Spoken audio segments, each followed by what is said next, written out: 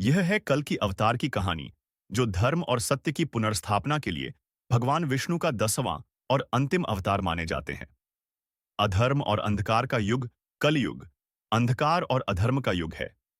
मनुष्य स्वार्थ, लोभ और पाप के जाल में फंस चुका है। सत्य और धर्म विलुप्त हो गए हैं। चारों ओर हिंसा, कपट और अन्याय का बोलबाला है।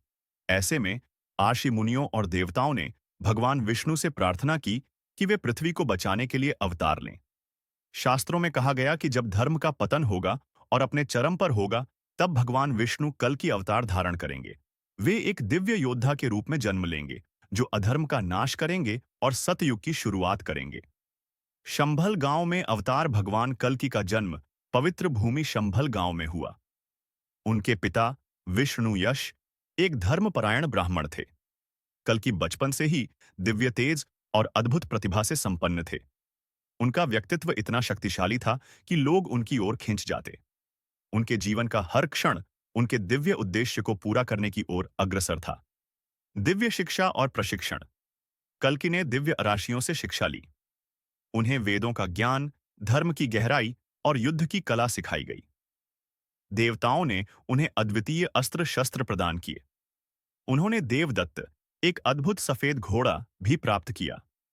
यह घोड़ा इतना तेज था कि वह पलक झपकते ही दूरियां तय कर लेता।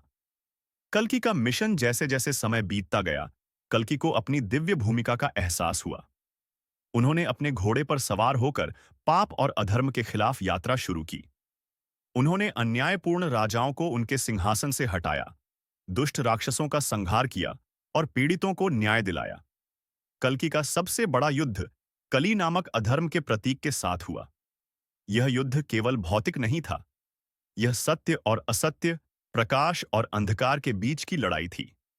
कल्कि ने अपने दिव्य तलवार से काली और उसके असुरों का नाश किया। पृथ्वी का शुद्धिकरण। कल्कि के विजय के बाद पृथ्वी का पुनरुद्धार शुरू हुआ।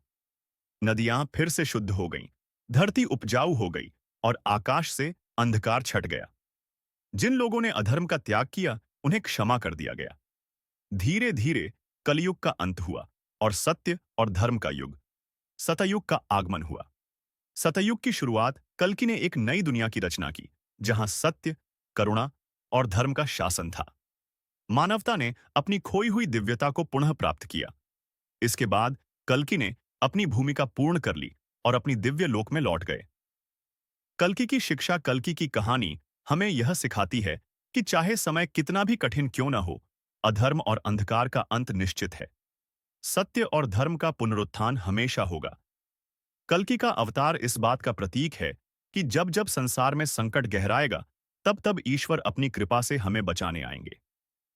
यह कहानी न केवल विनाश की है, बल्कि पुनर्निर्माण और आशा की भी है। कल्कि अवतार हमें यह विश्वास दिलाते हैं कि धर्म और सत्य का हमेशा विजय होगा।